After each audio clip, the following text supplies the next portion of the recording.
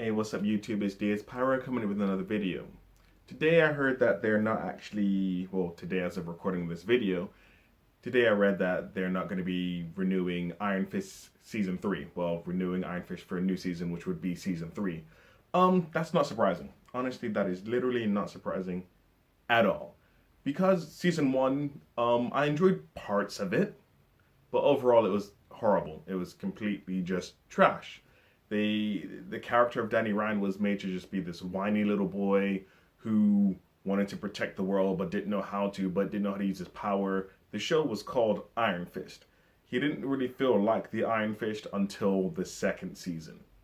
He got some of his powers in the first season, which was cool, but he just felt underutilized. His supporting cast was so much better in terms of character growth and the story, more so than the main character. Like, that should not be the case. Your title character should have the best growth, or at least should aim to be. Don't get me wrong, there are many shows that have another character, a supporting character that has a better growth, but in this case it should be your main character. When it's so drastic, it shows, and it definitely showed in Iron Fist Season 1.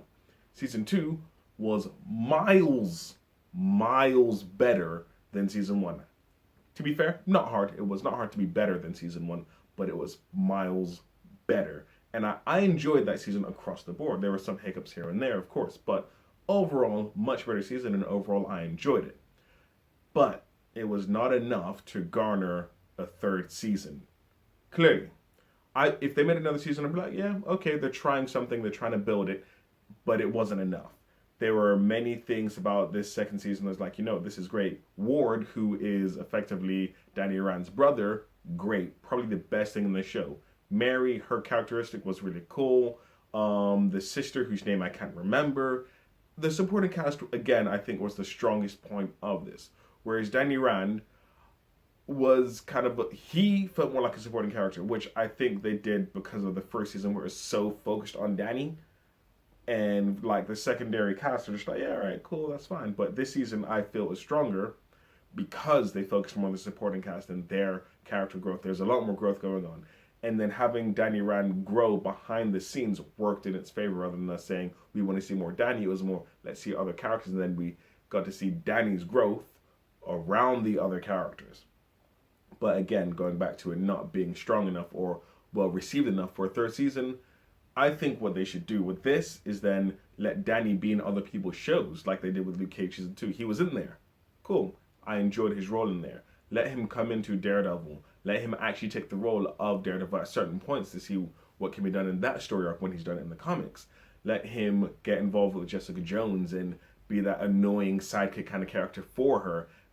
Like, similar to how Malcolm is in Jessica Jones, but with powers. I love Malcolm and Jessica Jones, and don't ever replace him. But I think having his story told in the same fashion that Incredible Hulk, his story is told in the Avengers movies and in the other movies where he is in. He was in Thor Ragnarok, which was basically a Planet Hulk story. Have Danny Rand's growth be in the other Netflix seasons. So if you see him in The Punisher when they've got Season 2 coming out, if you see him in Daredevil Season 3, which I doubt will happen, but if he's there, that'll be awesome. See what he's doing here and there. That, I think, is the best route for them to go down if they decide to continue using his character. And as one of the founding members of the Defenders, I see them doing that. That makes the most sense for that to work, for him to be in other people's shows. And probably his strongest strength would be as a cameo character with strong plot lines in there that would be picked from the comics. Speaking of the Defenders, though, Charlie Cox, who is Daredevil in the Netflix in the Marvel Netflix verse, you said that it was a bit slow. It's uncertain if they'll do a new one. I'm paraphrasing. I'll see if I can find it and put it somewhere here, what he actually said. That, to me, it makes sense. That I think Defenders was a bit of a slow burner, but I enjoyed it. I really did enjoy that show. I thought it was really good. Definitely really good. Parts of it were slow. It took a while to get into it. They're building up the hand and so on, but it was good. It had strong parts of each character was there, had a strong part. I feel that Jessica Jones, however, was a bit more, she was just there. I liked her. Her character was cool, but I didn't feel like she impacted the story.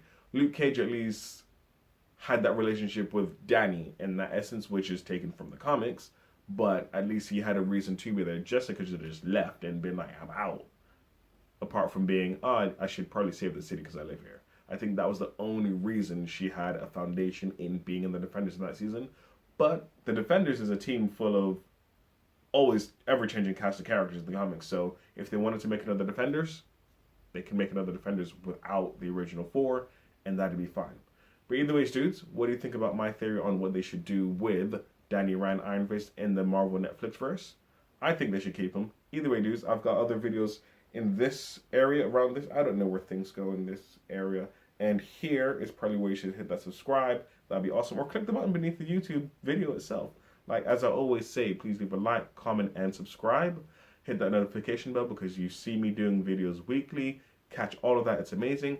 Also, on Instagram, you'll see me posting all the cool pictures that they've been posting about anything nerdy, music, movie related, all that good jazz. You'll catch it on there as well as here. Dudes, I still don't have a sign off, so peace.